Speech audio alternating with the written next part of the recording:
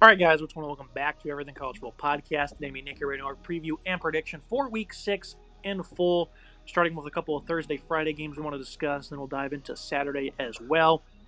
Getting things started. Interesting Sun Belt game here. Texas State going on the road to Troy. 14.5 was the original line. Now it's down to about 13. Texas State, the last two losses, they've blown those games against Arizona State and then Sam Houston State. Need to get back on track. They have this great balanced offense, although the run game was no good against Sam Houston State. Playing against a Troy pass defense that hasn't been bad, but they're 131st in opponent completion rating allowed. They also only have 4 sacks this year, so it seems like Jordan McLeod and his group of pass catchers, led by Joey Hobart, these guys are probably going to have a bit of a good day. Not really sure what the passing attack for Troy has in store, though. 3 different quarterbacks have been getting involved. Crowder is likely the starter if healthy. He hasn't been, though, as of late. Devontae Ross has been an elite one-man wrecking crew for this passing attack of Troy. I mean, it's pretty much all their production with 529 yards, 6 touchdowns, and 29 receptions. Pretty much the only guy doing anything. The run game has been serviceable for Troy. Texas State, they've been awful at defending it. They were good against Arizona State. The pass defense struggled in that game, but Sam Houston had 300 rushing and 5 scores. I think Troy covers in this game at home, Nick, as the D they're facing at Texas State isn't all that great. And I think the Trojans are capable of making some good plays of their own. They've been in every game they've lost, though. Always struggled versus some of the tougher defenses. Should provide enough here in a Sun Belt home game. I think, again, Bruce Crowder, if he starts, he's been solid for them. The run game's putting up about almost 150 yards per game.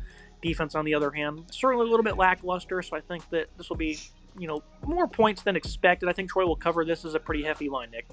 I think Texas State's going to cover this game. I disagree with you there. This Troy team is not a very good team. I think the pathway for them to go 1-11 this year is very much there with their one win being over a HBCU FCS team. I just don't think this Troy team is very good at all. They really don't seem to have any sort of attack on offense. They have scored points in some of their games. They got 26 against Nevada and 21 against Iowa, but in general, I think this offense is really lacking. I know they've dealt with some health injuries. Crowder will probably be the starter here. He hasn't been phenomenal, hasn't been terrible either. No turnovers from him, so he has protected the ball. Ross, their wide receiver, is an incredibly talented player that's getting a lot of targets, and he is a fun player to watch if you are tuning into this game because he does have a really solid stat line with 530 yards receiving and 6 touchdowns so far this season.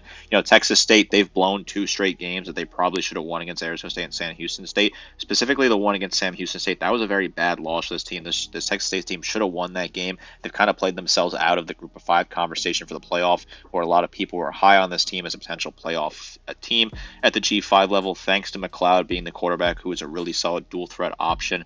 1,100 yards passing, 12 touchdowns, 3 picks. He looks really comfortable. Plugged him in perfectly, I think. They're able to run the ball effectively. They have a nice plethora of wide receivers they throw to, good balance on offense in general. I think Texas State will have a really solid day. I like what this offense can do. I know the Troy pass defense is not the worst unit in the world, but I do think Texas State will still find a way to put up some solid passing yards, put up some points, and run away with this one. I like them to cover the spread on Thursday night. This Texas State team, the season's still out in front of them. They can still win this conference. I know they're the fans are disappointed after losing to 2 games that were definitely very winnable and damaging a resume that did exist for the college football playoff. But this Texas State team is still no joke. They still have a really solid offense. They've scored at least 30 points in every single game, or they scored 28 points against Arizona State, but they did score 30 plus in the rest of their games this season, so they do score at a high click. I expect them to score a lot of points here against this Troy defense that's shown some weaknesses at times. That one goes down 7 o'clock on Thursday night. Moving to Friday night, 4-game slate. Pretty good one. We'll get started with TCU hosting Houston. This Cougar offense dead last in scoring, 10.4 points per game because they've got shut out in the last 2 here in conference play. I mean, this is a team that I expected to struggle on offense and be good on defense, and they've been worse than expected on O and better than expected even on D, where they've been very solid. They haven't given up 400 yards in a game this year. They've played the likes of UNLV, Oklahoma, Cincinnati, Iowa State. These are all winning teams. A couple of them are ranked, 3 of them, the matter of fact. So this is a defense. They've played some tough opponents, Nick, but now you have to go on the road and try and outscore a TCU team that is tremendous on the offensive side of the ball. Josh Hoover, big fan of his coming into the year. He's been playing great, 70% comp rate, 350 yards per game, 14 scores. Jack Beach, Eric McAllister, Savion Williams. I mean, this is a deep receiving group for TCU. I like, some of the players on the Houston defense, guys like Keith Cooper up front, and then it's got a pretty deep linebacking group as well. Michael Batten leading the way there. Jamal Morris next to him. This is a defense I think can certainly make some plays, Nick, but the offense, they're probably not going to be able to do much, even though they're playing defense. It's quite vulnerable. I think you can run against TCU, kind of a weaker front. They're not doing a very good job of that. 130 yards per game, I guess, is solid for putting up no points in your last two games. Stacey Sneed's a respectable runner. Zion Chris at quarterback, if they decide to use his legs, that's something he's pretty good at using. He thrives in that area. Donovan Smith, I think he's a good quarterback. He's just not been very good this year. 2 touchdowns, 5 picks, not even coming close to the expectations I thought he was capable of. So 16.5-point line, I'll take TCU to cover. It's going to be impossible to try and score with these guys, Nick, so the defense will have to create a lot of turnovers. The run game will have to get going. It's possible it does. I just don't think it will because, again, no points in weeks. No points in 2 straight games is a very disappointing thing to see if you're a Houston fan. This team has looked, they looked okay against Oklahoma. They looked okay at times against UNLV. That Oklahoma game, they were a lot closer than a lot of people expected. They ended up beating Rice, got a nice win on the books there, but then spent 2 bad weeks in a row against Cincinnati and Iowa State, where they've lost a combined 54-0. A bad showing in recent weeks. Donovan Smith has not been good at all. 2 touchdowns to 5 picks, a horrible ratio. Hasn't really been able to do a whole lot on the ground either, which they thought they would. Stacey Sneed is a solid back with the 6 yards per carry, but they're not using him enough either. And when he does get usage, again, 6 yards per carry is nice, but they got to find a way to use him more because I think he's a guy you want to rely on if you're this offense for Houston. The defense is extremely talented, but I think the TCU offense is significantly better than what the matchup they have against Houston. I like this matchup a lot for TCU's offense. This is an offense I think we thought could be solid under Sonny Dykes again this year. I thought they plugged in Josh Hoover and he would be really solid. Nearly 200 passing attempts already this season, 69% comp rate, 1,700 yards passing and 14 touchdowns. Airing it out, really solid attack through the air so far this season. 4 picks for Hoover, so you got to be a little careful here. This secondary for Houston might be able to get an interception or 2 and take advantage of that. I like what Cam Cook's been able to do on the ground, 6 rushing touchdowns and 259. Really solid numbers. Savion Williams has got a lot of targets so far. He's been a big receiver for this team with 27 receptions, and Jack Beach with 35 for 6 touchdowns. I like TCU big time in this one. They're going to run away with this one. This is a very good TCU team. I think a lot of people are sleeping on a little underrated at 3-2. They lost a close one to UCF. They probably should have won that game, and they lost a tough battle with SMU where things kind of got a little bit out of hand towards the end there. But they just knocked off Kansas on the road with a double-digit win there. This is a very good TCU team. I expect them to clean up and take care of business big time on Friday night. And then we see number 6, Oregon, hosting Michigan State, 23.5-point line here. Aiden Childs, obviously a tremendously talented quarterback with great upside. He's just been kind of all over the place. 5 touchdowns, 8 interceptions. Put on a clinic against Maryland. Costed them a cover against FAU. Boston College, he had 3 interceptions in that one, 48% comp rate. So, he's been kind of all over the place. This is a guy who's, high upside type guy that also provides a lot of risk as well. This is a run game that's been doing all right, but for having Kyron Lynch-Adams and Nate Carter in the backfield as a duo, you think that they would do better. I think the best news for the passing game, though, is, they do have the return of Jerron Glover.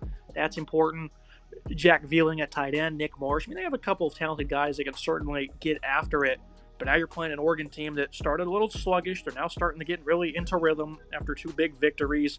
Dylan Gabriel completing 81.5%, 9 touchdowns and a pick, 300 yards per game, incredibly deep at receiver. Tez Johnson, Trayshawn Holden, Evan Stewart's been very quiet. You expect him to start picking up some pace. Incredibly loaded offense here, going up against the Michigan State defense that hasn't been awful. Only give up 19 points per game. They just faced a powerhouse offense, though, and gave up almost 500 against Ohio State.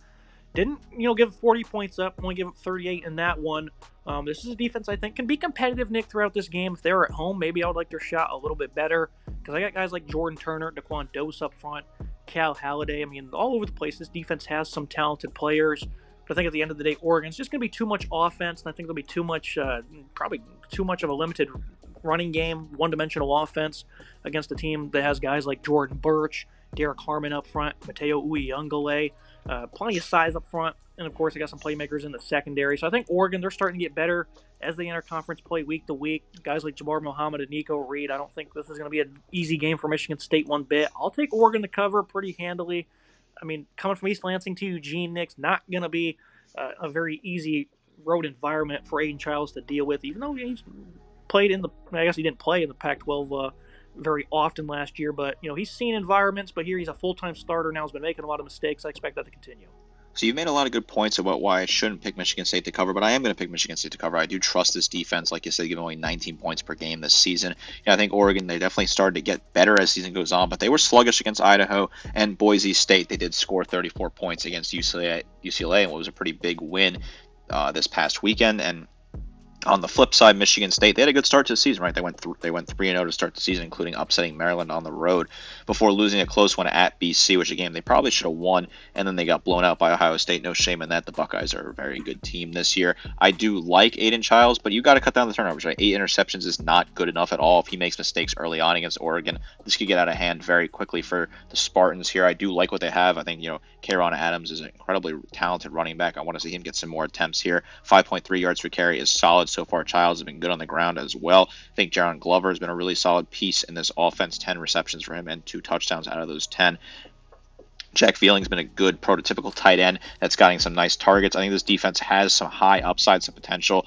Jordan Turner has been really solid for this defense. 31 total tackles, 6.5 tackles for loss, 3 sacks and a pick. He's been a do-it-all kind of guy. I expect him to have a solid day here.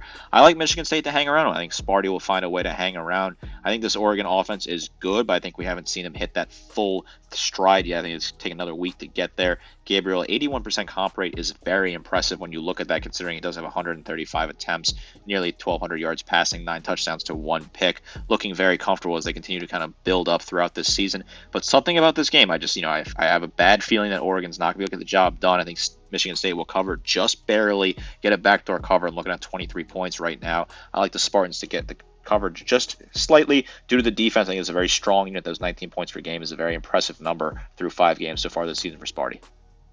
Now moving to the nightcap for Friday, UNLV hosting Syracuse. We already did a full breakdown on this one, so we'll kind of keep it short. I think Syracuse, the line now 6.5, keeps continuing to surge. I think McCord's going to walk into Las Vegas, and he's going to put on a clinic. He's going to put a lot of aces on the table, Nick, and I think it's going to cash out for them. Very talented receiving group. The run defense for the Qs certainly worries me a little bit, but Fadil Diggs is the best player on the field for the defense. I think he's going to be a bit of a difference maker. Talented group up front at wide receiver. Williams at quarterback now. Seems like he's a good dual threat player for them. I think this will be a highly competitive game. It's going to be a close one down to the wire. I picked the Qs to win by a single point. And I think everyone's just expecting UNLV to completely blow them out in this game, Nick, because they've been such in the headlines recently with the Sluka situation and how they looked against Fresno State, which was incredibly shocking. So I think everyone's just going to overvalue the Orange here after they lost to Stanford. But I think McCord, that's fine. You don't worry about him one bit. He's played with plenty of pressure on his shoulders before, Nick. Don't give him any pressure at all because he thinks that he's probably going to get blown out in this game based on what the media is saying. Perfect spot for him to thrive. And remember, kind of remind people how good of a quarterback he is. I think Syracuse will cover this game as well, and they'll find a way to get the job done in terms of covering. I think they are going to lose to UNLV. I have UNLV winning a barn burner in this one. There's a lot of attention on UNLV with all the Solka stuff going on, but they turned around and they got the job done. They won their game this past weekend, blowing out a Fresno State team that some people thought might actually be able to beat UNLV, considering all the drama they plugged in their quarterback. Were just fine. On the flip side, Syracuse, didn't have a great performance against Holy Cross. I think, McCord was looked a little shaky at time. 2 picks per game over the past 2 games. Has not been phenomenal, but I think he's going to get his head right, focus. This is a tough trip out west from upstate New York, so that's certainly factoring into my decision a little bit here. I would not be surprised if Syracuse wins this game, but UNLV, I think they have a lot of momentum right now. They have a lot of mojo. This is a team that they want to go to the college football playoff. They have a point to prove given the opt-out and all the other situations surrounding them. This is still a very talented top 25 team in the country. I think UNLV squeaks by here. I think Syracuse gives them a run for their money before they ultimately fall just short. This is a game I'll keep my eye on. This is a very important game in the grand scheme of things in college football. Has big storylines on both sides. Want to see how it goes down. Certainly the game of the night, in my opinion, and a game you got to keep your eye on if you're a college football fan. Now moving to Saturday, starting with the noon slate, SMU and Louisville, kind of an underrated game here. SMU's really found their footing on offense after committing full-time to Kevin Jennings as the starter. Rashard Smith starting to get a phenomenal amount of touches. The transfer from Miami that obviously has ties to Rhett Lashley. The offense is starting to play a lot better. They're very deep at wide receiver. They lost to BYU a couple weeks ago in a very disappointing effort. Turns out the Cougars are pretty good, though, so maybe it's not as bad. But now they go on the road to face a Louisville team that is very good on defense, especially up front. Against Notre Dame, held them to under 300 yards. The first quarter was a bit of a disaster for them, but after that, they bounced back. Guys like Tramel Logan, Jared Dawson, Thor Griffin, and of course, Ashton Gelati. I mean, this is a different type of D-line here that they're going to be facing. I think, every team that's moving to a new conference is going to get a reality check at some point, it seems, in their first year or two. And I think this will be the one for SMU, where Louisville played a very resilient game last week. The run game is still quite iffy. They had 131 yards last week, which more than I thought they would probably have against the Irish. A lot of different guys they're using in the backfield. Tyler Schaub playing much better football than I thought he would this year. Ja'Cory Brooks has been tremendous. Chris Bell is very good, getting Colin Lacey back. He had 5 reps for 71 yards in his season debut. 7-point line here. I think Syracuse covers this one. I think they win by at least 2 touchdowns. I think this, again, will just be a reality check for the Mustangs, Nick, who have gotten better on offense the last couple of weeks. Kind of maybe deceiving. They put up 66 on TCU, but they also had defensive scores, kick returns, I think. And it was a little bit of everything in that game. So not going to buy too much into the hype of SMU. Finally playing the ball we expected them to early on in the year, but it's going to come to a halt here against the Cards. Well, I am quite impressed with SMU turning it around the past couple of weeks since they lost to BYU and looked bad on the road at Nevada game. They were, 28-point favorites and only ended up winning by 5 points in that game. I do think Louisville will win this game. I think their defense, with Ashton Gelati being a key piece of that, will have a solid day here. I do like what this SMU offense has been able to do. They found some more balance here. Kevin Jennings has been really solid for this team. 6 touchdowns to 1 pick, 63% comp rate. He's been really solid. He looks comfortable, also decent on the ground. Want to see him get a couple more carries here. He does have 4.4 yards per carry, though, which is impressive. I like what they have at Brashard Smith at running back. 7 rushing touchdowns for him, 500 yards on the ground, 7.3 yards per carry, so he's a very efficient runner. I expect him to be involved in this game, but I do think Louisville has enough. Tyler Schaub has been above and beyond expectations so far, 1,100 yards passing, 11 touchdowns to 1 pick. This team battled with Notre Dame. They barely lost that game. That was a tough fight on the road against a Fighting Irish team that has a lot to play for and a lot of energy right now. Ja'Cory Brooks has turned it around and been a really solid asset for this offense, 368 yards receiving and 4 touchdowns. Been impressed with him so far. The Cardinals get this one done. They're a top 25 team for a reason. This is still a really good team in the ACC. SMU are still a really good team in the ACC as well. This is an important conference matchup, but in that environment, I expect the crowd to be pretty loud at the stadium in Louisville. I like them to have a lot of momentum, a lot of energy here. I think their defense will get enough key stops to win a close one. Although I am high on SMU, I think SMU is a team you got to look out for later in the season. I think both these teams, will get a lot out of this game, or just regardless of the result. I think they're both heading in the right direction as the season goes on. Looking at a ranked SEC matchup, Missouri going to Texas A&M. Another one we also did a full breakdown on, so we'll kind of keep it short here as well. I think for Texas A&M, the DBs, even though they're very good in coverage, they've not been great versus the run. They've not been good at tackling. Playing a Missouri offense, they've been playing well, just not good enough because they've played a couple of close games the last 2 out. Now they have a bye week to kind of correct things. They need to be more explosive, and I anticipate at some point they will. Brady Cook, a dual threat player. He's been accurate. Needs to start putting up more yards, though. Nate Noel is really taking the reins of this backfield like we expected he would. I mean, he's a slashing runner, very tough to bring down. Luther Burden finally back and healthy.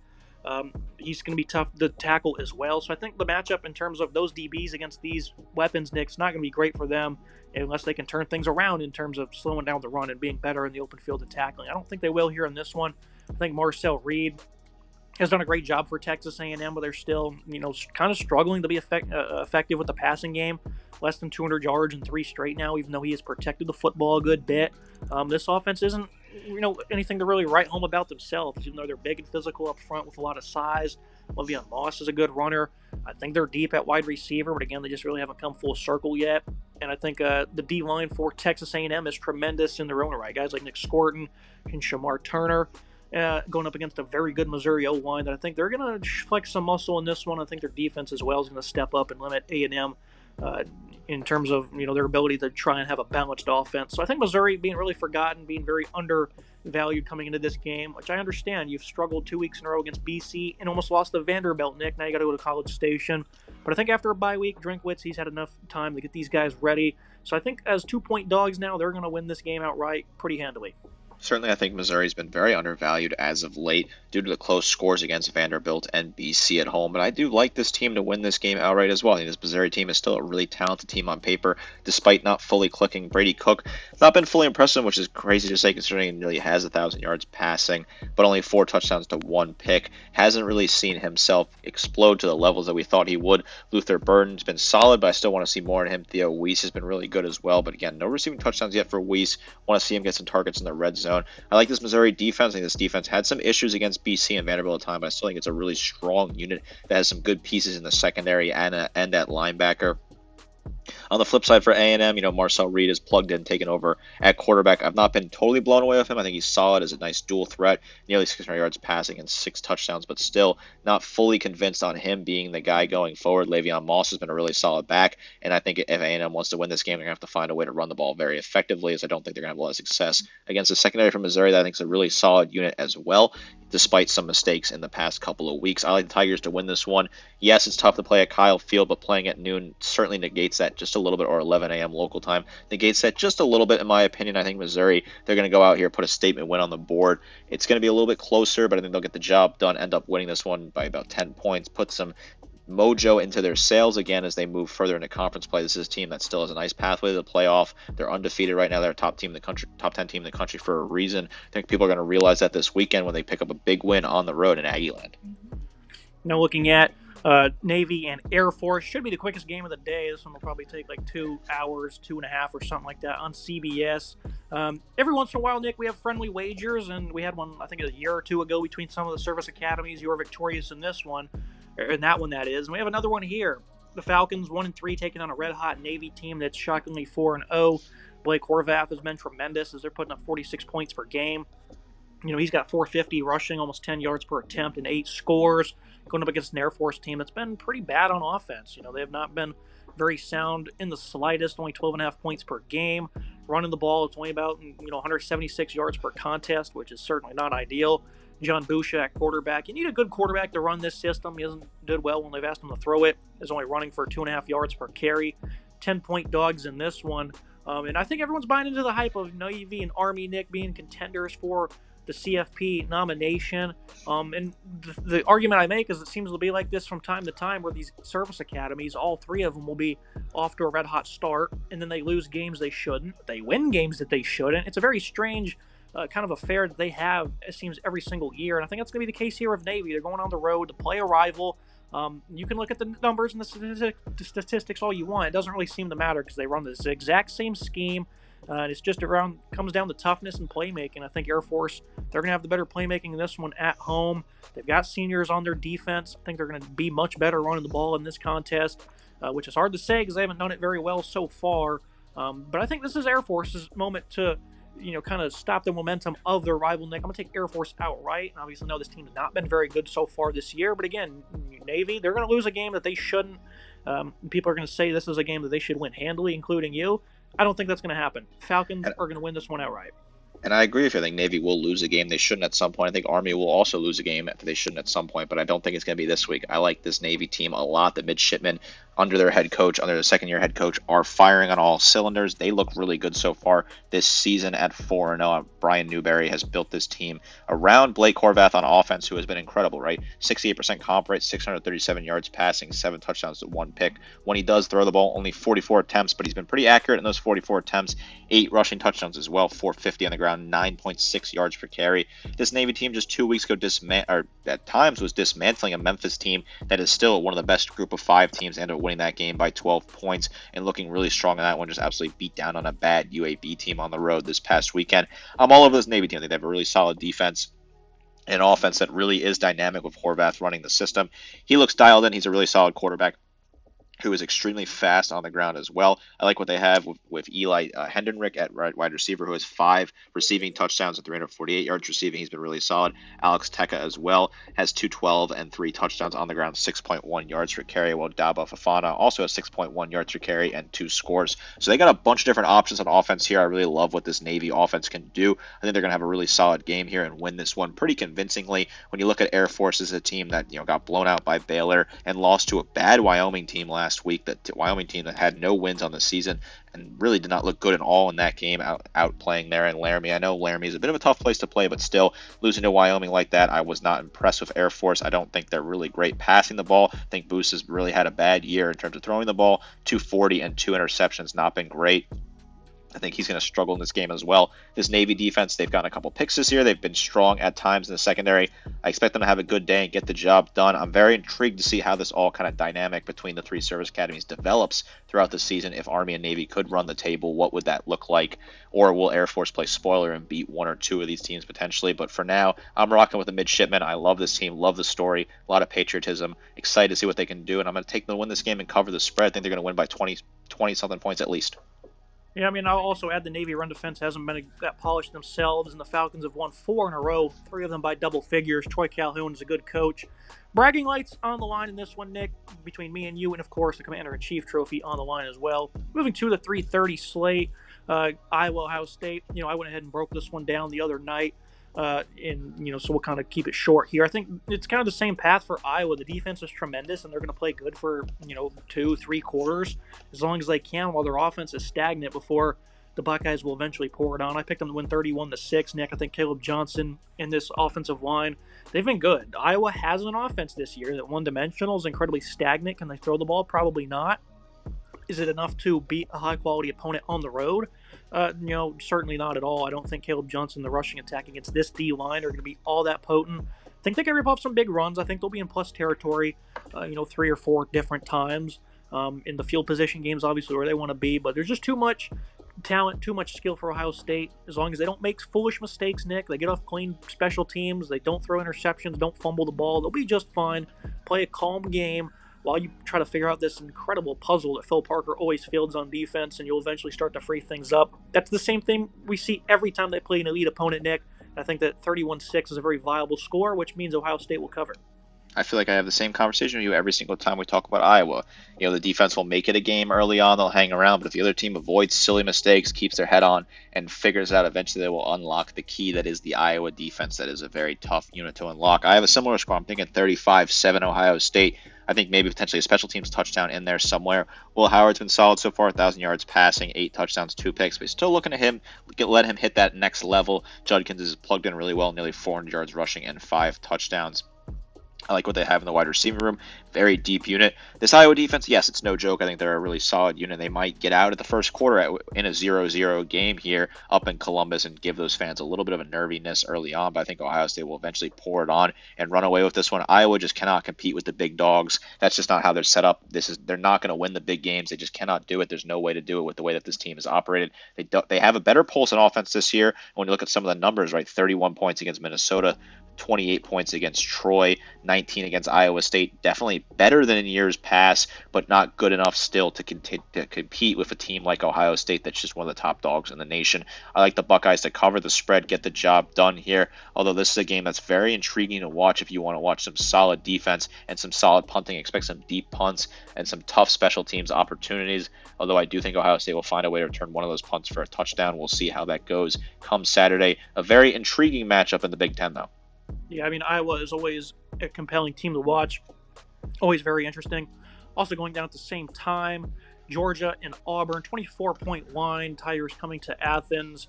We'll start with Auburn, a team that they probably should have won more games than they have. They could have beat Cal, should have probably beat Arkansas also. Definitely should have beat Oklahoma. They just cannot get out of their own way. 9 interceptions as a team this year. Peyton Thorne was having such a good game. Ended up with 338 passing yards. Throws a boneheaded interception there late, Nick, in the fourth quarter. They end up losing the game by 6 points. I mean, just a heartbreaking way, really, to start this year for the Tigers. It's very talented, a wide receiver. The defense is playing very good. You got to feel for Hugh Freeze because you had so much confidence in his quarterback room, and we certainly didn't fully agree with that. I was a little bit higher on Thorne than most people. Just hasn't come to fruition yet. But the defense has been playing good, Nick. Against the run that has been a little bit shaky. Going up against a Georgia team that played a terrible first half against Bama, almost won the game in the second half. Got outplayed for 60 minutes, 2 weeks earlier against Kentucky. This is an interesting game. I think this is a big moment, kind of a make or break game, I guess you could say, for Georgia, Nick, with the upcoming schedule they have. They need an impressive showing because right now it's not been great.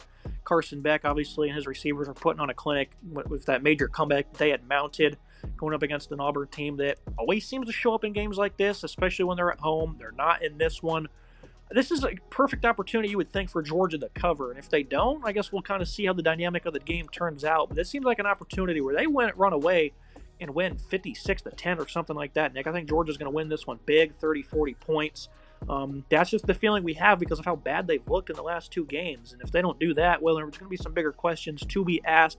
Again, game dynamic will matter in the final score. We're not just going to look at that and come to a conclusion. But minus 24, they should win by more than that, Nick. But I definitely won't be shocked if Auburn keeps it close. So more ways than one. This is a very interesting week, even though we already know who the winner will be.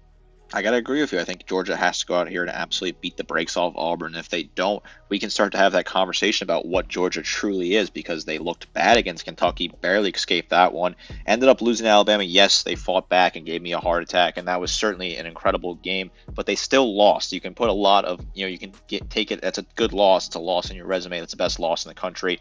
Yes, that's true, but they did end up losing that game, and they were embarrassingly bad in that first half. Jalen Milroe was running all over them.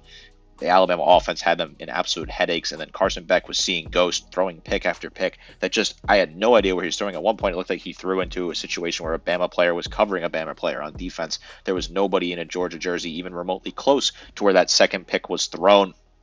If you want to talk about interceptions, Peyton Thorne is throwing a lot of them. 6 interceptions so far this season.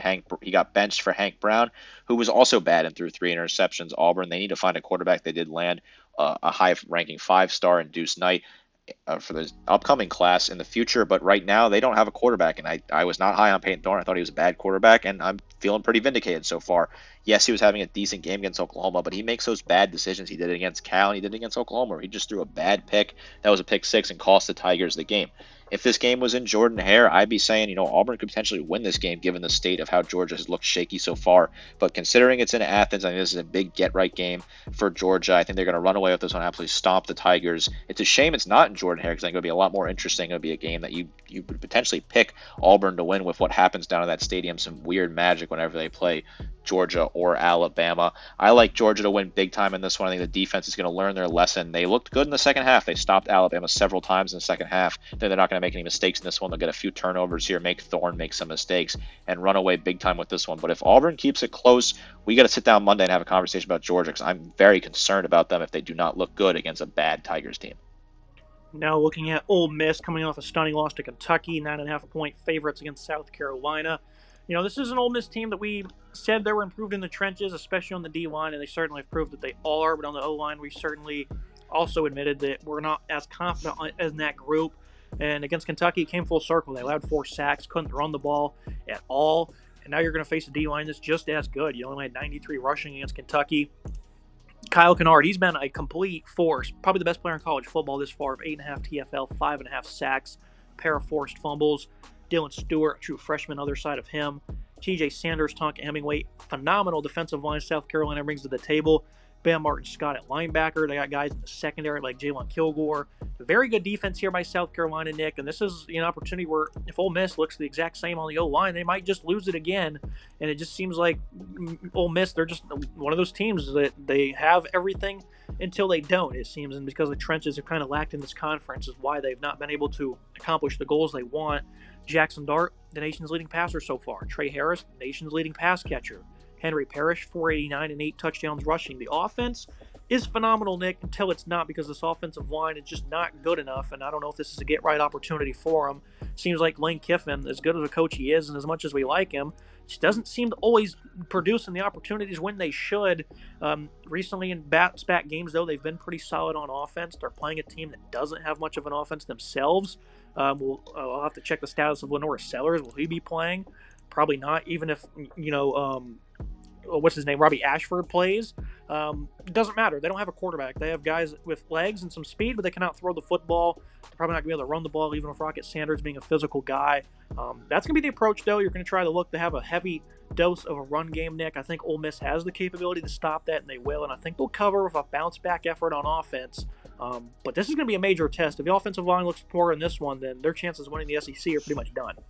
Ole Miss, I was concerned about the O-line at the start of the season. I was concerned throughout the season against some of the weaker opponents. I think this is a big case of why you can't just play a bunch of cakewalk opponents to start your season. Ole Miss played a bunch of bad teams. Furman, Middle Tennessee, Wake Forest, Georgia Southern. Beat the brakes off all of them, but they entered conference play to play a tougher opponent, even at home. And Kentucky started gut-punching them early on. And Ole Miss, I don't think, was ready to be in a game where they were behind. They had to find a way to get the job done. And they end up losing that one in a close battle and really put themselves in a tough spot in a tough conference.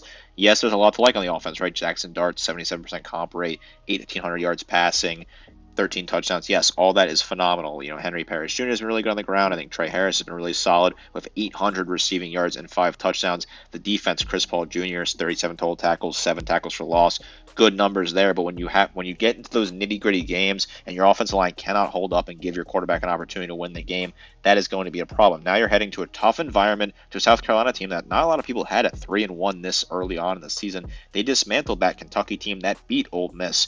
Yes, they lost to LSU because they blew it late, but they were contending that game. The South Carolina team could very easily be 4-0 right now. That is no joke in an environment. I do think Ole Miss will win this game and get the job done. This is a bounce-back game. Kiffin's going to be on those guys all week, making sure they're locked in and ready for this one. Because if Ole Miss loses this game, they're in serious trouble, obviously, for the rest of the season. But a lot of big things have to be discussed about Kiffin, in my opinion, if they do lose this game. I like the Rebels here. They have enough on offense to get the job done. I don't think South Carolina will be able to keep up with them, and they'll probably make a couple mistakes here or there, even if it's Sellers or Ashford under center for this offense. I do think they don't have enough, although Rocket Sanders is pretty solid so far this season with 4 rushing touchdowns, despite not a great number of yards. He's been really solid in the red zone. I like Ole Miss to cover this one, but it's a team I'm keeping my eye on. I've been very not happy with how they played so far this season. Don't think they're a very solid team in the trenches on the offensive line. It's been a big issue for the Rebels. Can they figure it out? Can they look better on the offensive line this week? Now moving to Rutgers in Nebraska, underrated contest in the Big Ten here. Rutgers trying to get ranked, and they can certainly have a good opportunity to do so if they win this game. They finally seem to have some nice balance. Kyle Mungai, of course, is tremendous, 150 yards per game and 6 scores. Ethan Calicomanis so far has been good, 761, 7 touchdowns and a pick. Did just enough against Washington with 115 yards and a score to win that one. They've got some nice receivers, Damiri Miller, Ian Strong, Kenny Fletcher. They've got a solid trio there. And of course, Rutgers plays tremendous defense. Not as polished early on, though, but they have nice DBs. Desmond Igbeson is tremendous. Eric Rogers as well. Got a guy in the middle, and no, not Tyreen Powell. I think he got hurt. No, he was hurt to start the year, but now he's back, so that's certainly a boost for their run defense. You're playing up against a Nebraska offense. They got shut out in the first half against Purdue. He scored 28 in the second half. Dylan Raiola, of course, still a very young quarterback. A guy that has a run game. Dante Dowdell has been very impressive. I love the receivers here in Jamal Banks and Isaiah Neor. And this is going to be a fun test, Nick, because this is a good defense for Nebraska, a very good unit. They have heat in the middle. Guys in Ty Robinson, Nash Hutchmacher, John Bullock is a tremendous linebacker. Love their secondary as well. Defensive affair here. I don't know what the under is. I'll check here in a second. I know this is a 7-point line. I think Nebraska will cover it.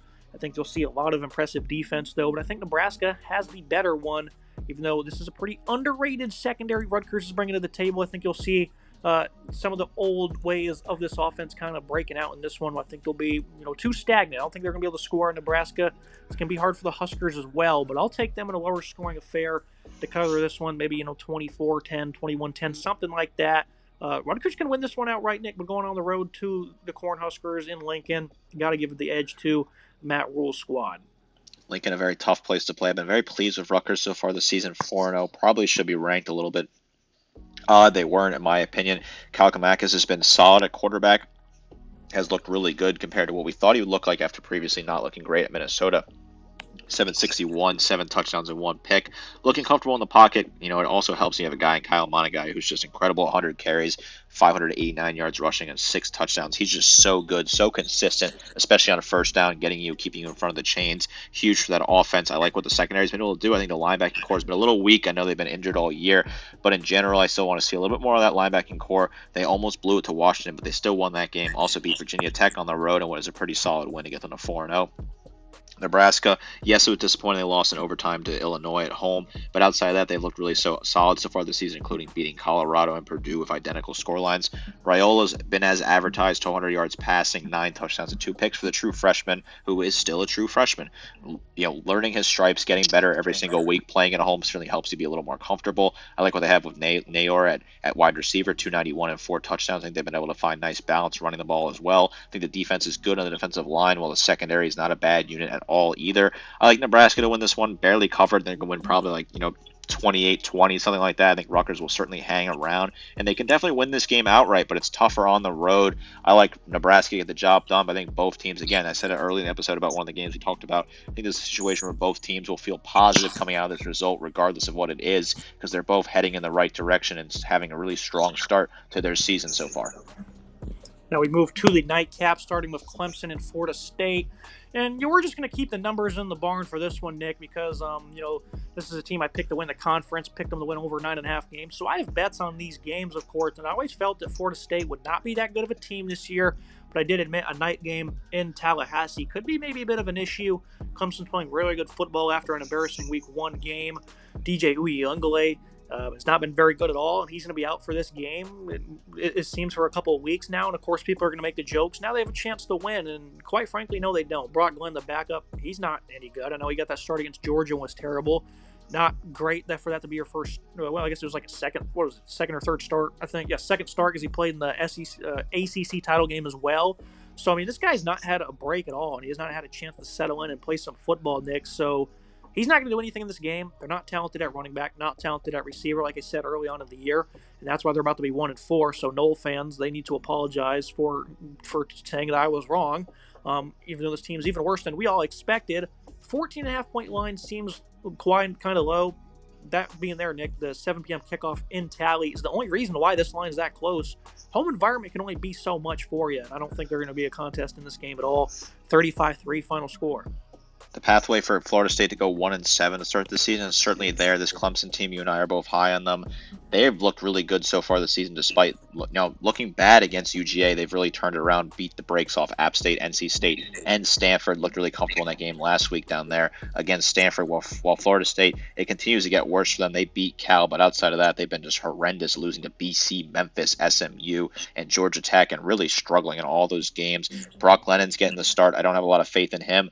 I don't think this is going to be a contest at all. I think Clemson obviously beat the brakes off them. I think they're going to win this game potentially by 30 points. I think they're going to run away and continue to dig the hole deeper for Florida State that find themselves in a very tough position. I don't really know what the problem is with Florida State. Obviously, you and I might break this down as the season goes on about what's going exactly wrong in Tallahassee. But, God, this is a complete disaster for the Seminoles.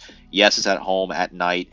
Sure, it should be a pretty ruckus crowd if they even have some energy left. I don't know how much energy this fan base has because they've been gut punched over and over again. This is a top 10 team, a team that they thought they were national title contenders, and they're 1-4 entering October. Just a complete disaster. Miscues all over the place. DJ has been horrendous. He's hurt now. I don't know exactly how hurt he is, but he's probably not going to play.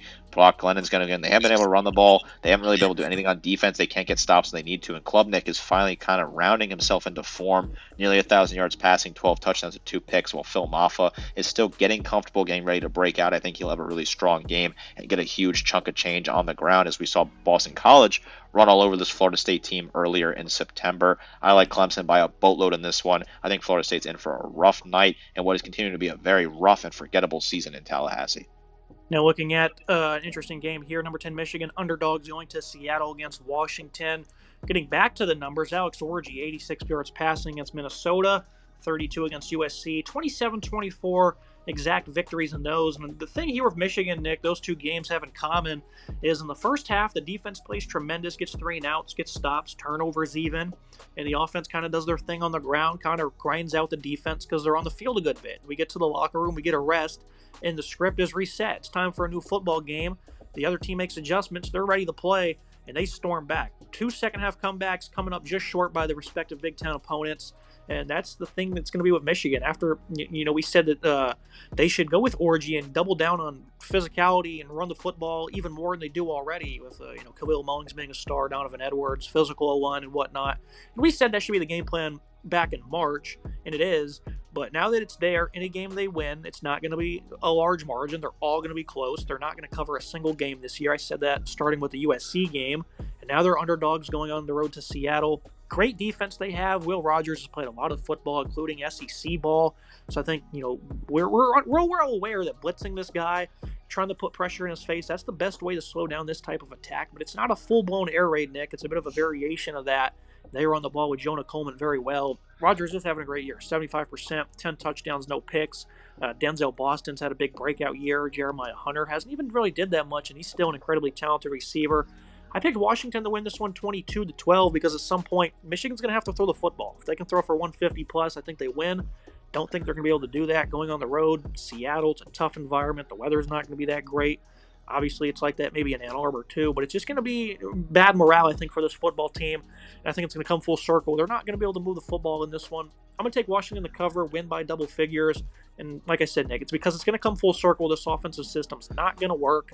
And even if your defense plays really well, I think Washington will just have too much for them. I'll take them to cover and win. Michigan got bailed out last week against Minnesota on a controversial call at the end of the game regarding an onside kick by the Golden Gophers, who hung around and gut punched Michigan over and over again before the Wolverines escaped a rematch of the national championship game. I think the Huskies get their revenge here. I think Rodgers has looked really solid. I've been really pleased with him at quarterback, 1,300 yards passing, 10 touchdowns. He's looked really comfortable, looked really confident. He's been able to find his targets. Boston's been really solid for him, 30 receptions for 412 and 7 touchdowns. Coleman's been a really solid back. 72 carries is not what you would expect out of a Washington offense in previous years, but Coleman's been really solid, 521 and 4 touchdowns. Yes, Khalil Mullings has been good for Michigan, and yes, their defense has been phenomenal. Mullings, 540 and 6 touchdowns. But I think, like you continue to say, that this system's going to eventually catch up to them. They're not able to throw the ball at all. Alex Orji's not been able to do anything passing the ball. Donovan Edwards has really been quiet. You haven't seen anything out of him so far this season. The defense, nice by committee approach. They're very solid. A lot of pass breakups, a lot of interceptions, nice amount of tackles for loss. And I think if you do put pressure on Will Rogers, it will make things difficult for him. But I think this Washington offense line will hold up just enough to keep those Michigan pass rushers at bay and give Will Rogers enough time to pick apart the secondary, which could potentially have a good day. Very good secondary unit, but I think Will Rogers will have a better day. I like Washington to win this game as well. I think it'll be a little bit closer than what you think, but I think they will eventually get the job done, win this one outright, get revenge for last year's national title game loss, and give another damaging loss to Michigan, who just cannot figure out an offense. Who knows how they're going to be able to figure that out. If they don't figure something out at some point, which I don't think they'll be able to do this year, you're probably looking forward to next year already if you're a Michigan fan in terms of what this offense could do. It's definitely disappointing for the defending national championships to look this anemic on offense throughout the season. I'm definitely worried about the interior line for Washington and how they'll handle guys like Mason Graham, Rashad Benny, Kenneth Grant, Josiah Stewart off the edge. Great D-line, probably the nation's best. But at the end of the day, I think the home environment will have the momentum on their side, and they'll just make more high-energy plays. Going down to Arkansas and Tennessee, a game that could be a bit sleepy if Tennessee, kind of drags their feet into this one. You could certainly find yourself trying to battle late for a victory on the road. Arkansas is with Taylor Green, Jaquindon Jackson. This is a tough rushing attack. They got size, they got speed. Both these guys have great speed for how big they are, respectively. Got a couple of playmakers at receiver, guys like Isaiah Satenga, Isaac Tesla, Luke Hazen, who hasn't been all that productive this year. A defense that's playing pretty good, as good as we probably expected. They got guys like Landon Jackson coming off the edge. He's tremendous. Jalen Braxton in the secondary, very good player. This isn't a bad Arkansas team by any means. Lost a close game at Oklahoma State, a game they should have won all the way back in week 2. Lost by a couple points in Arlington to the Aggies. The thing for Tennessee, though, is this team, for the last couple of years, their defense has been good, but the rest of the nation is finally on notice. This defense is elite, and it starts with a D-line that they're not going to give up a single rushing yard in this game, it feels like. Tyree West on one side, James Pierce on the other. They're incredibly deep on the interior as well. Guys like Orman Normarlati, Omari Thomas. We could sit here and name plenty of names all we want, Nick. A very young secondary for Tennessee's playing very well this year.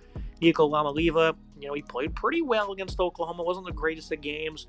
The one thing that's a worry with him is how will he do in these SEC road environments as a first-year starter, and I think it's the one big talking point Arkansas may have to be victorious in this game. Too much playmaking all around, though. This offensive line is playing very good. Dylan Sampson already has 10 touchdowns rushing. Obviously, kind of ran it up against some lower-tier opponents. But even against good ones, they've done pretty solid. A lot of receivers as well, Nick. Tennessee will cover this 13-point line just because I think the defense is tremendous, but I think this offense, they'll be in a little bit of peril, at least in the first half, until they figure things out.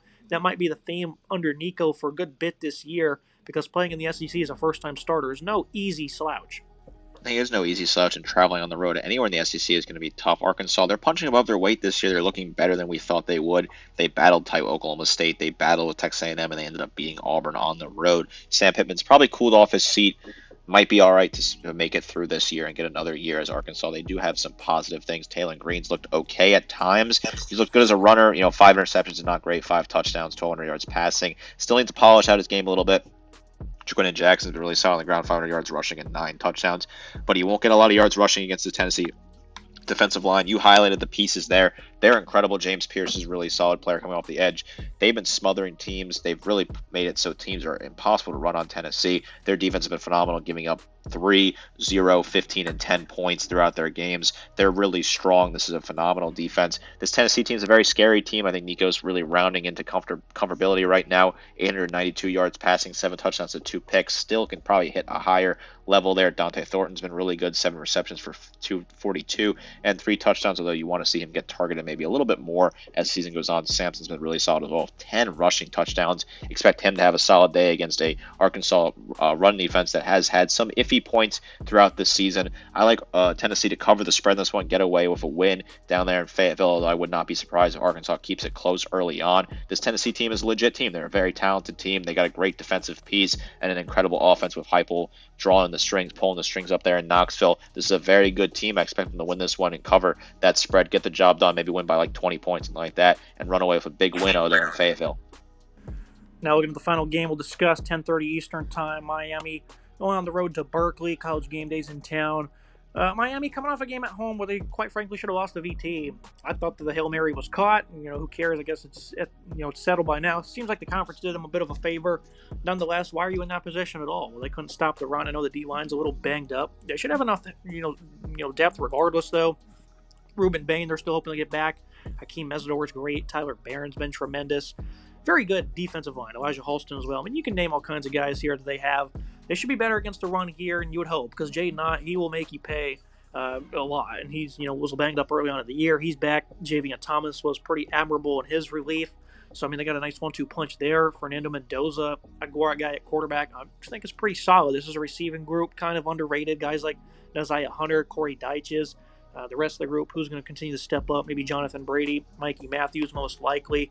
Going up against the Miami defense, but again, they struggle against the run. Secondary still pretty sound, though. We're not very good, though, against Virginia Tech. You think they'll bounce back here, though? Seems like an ideal opportunity to pick Cal, Nick. And the reason I'm not picking them outright is because the offense just played Florida State and put up 9 points. They weren't very good running the ball on a D-line that is good, but it's been very soft so far this year. Threw the ball for over 300, so they did have 400-plus yards. Still missed a couple of field goals. A lot of drives stalled out. Coming back home, though, they should be better. I'm just not counting on them being able to put up enough offense to counter Cam Ward, who had a lot of Heisman-like plays against VT. One of the Heisman favorites, 1,800 yards, 18 touchdowns. This guy has been splendid. They're phenomenal at receiver. Xavier Restrepo, love what his abilities are. Isaiah Horton's been a pleasant surprise. I mean, they're getting everybody involved in this receiving group, Nick. It's just a party for the Hurricanes when it comes to throwing the ball. And Justin Wilcox, though, his defense is playing a lot better this year. Noah Williams, a great corner. Him and Marcus Harris have been pretty locked down this year. So it's possible they slow him down, Nick. Going on the road 10:30, Pac-12 after a dark game. This is familiar territory for Cal. They're loving what they have here, especially with guys like Xavier Carlton coming off the edge. This seems like an optimal opportunity for Miami to go on the road late night and just put up a complete dud. I think Cristobal will do enough, though, to get this team prepared because he played out there, so he understands, in terms of scheduling, having his team prepared in that sense, being in the right mental state. I think they'll have just enough to survive this game, Nick. I think that Cal will cover the 10-point line, though. I'm going to roll the dice here. I'm going to take the Golden Bears in this late-night clash out there on the West Coast. Cal, they got a lot of momentum despite losing to that Florida State team on the road. They still have a lot of momentum. A lot of love on Twitter. They have that whole fan base thing doing the AI memes. Everyone in college football Twitter is loving what Cal's fan base will do on Twitter. It's been very funny, very humorous. They've been making good jokes. Certainly quite worth the watch. Game day heading out to Berkeley. I like the pick here. I think the slate this week, they're wanting a whole lot of better options right now. I think going to Berkeley for this game was a fun idea from the game day crew, a really solid opportunity for those fans to go out there, support their team at college game day. I know they're going to show out in droves. I'm very excited for that. I like them to win this game. I think they're going to have enough on the ground. They'll be able to figure out a way to run the ball effectively against Miami offense or defense. Miami's been impressive, right? 5-0, they're unbeaten, but they struggled at time against Virginia Tech. Cam Ward has 4 interceptions. I think he'll have a turnover or 2 in this game. He's been really good, 1,700 yards passing, 18 touchdowns, while Mendoza has been steady and serviceable, 800 passing yards, 5 touchdowns, 2 picks. Need to see a good day out of him. I expect Cal to run the ball, pound the rock. That's going to be the key to success here in this game. I do like Miami's offense. I like their defense. I think just Cal is going to have a lot of juice, a lot of momentum, get a big upset here. I think Justin Wilcox needs this for this program. That'd be a huge resume win and a huge thing for him to continue to build this team. If this team is at 4-1 with a win over Miami at home, that's a really solid start for a team in a new conference, for a Cal team that's looked really bad over the past couple of seasons. Jaden Ott, is he going to have a good day? I want to see what he looks like. I really like what this Cal offense could do on the ground. I think Mendoza's a serviceable quarterback. You saw that against Auburn. The defense is really the key here. Can the defense force some turnovers at Cam Ward? I think they can. That will be the big key to success here. I like them to get a turnover or two and win and pull off a big upset late night and kind of shake things up a little bit in the ACC, upset the 5-0 Miami Hurricanes in a conference matchup out west in Berkeley with game day in town. This is a very exciting and fun matchup late night going down very, very late on the East Coast. That's going to be it for today's episode. As always, Nick, appreciate you joining me along one, of course. Bit of a cool-off week in CFB before we dive into some elite contests really for the rest of the year. The schedule is absolutely jam-packed. So, again, cool-off week, but there's still a lot of chaos that can happen, including upsets like Cal over Miami. So, never a dead week in CFB. But in terms of overall action, I expect things to be a little bit less and a little bit more calm than it was last week. Always something to talk about in college football. Yes, a little bit of a down week, but still an exciting week across the board regardless. Some fun matchups. The Cal game, I think it's a really fun matchup. I think the Navy game is certainly interesting. You and I have a vested interest in that. I'm looking at some other games I think will be interesting. I think the Clemson game is interesting to see how bad Florida State looks. I think the Nebraska-Rutgers game has some nice storylines. A good slate, in my opinion. A lot of fun. Kicks off on Thursday night with some solid matchups with Troy and Texas State.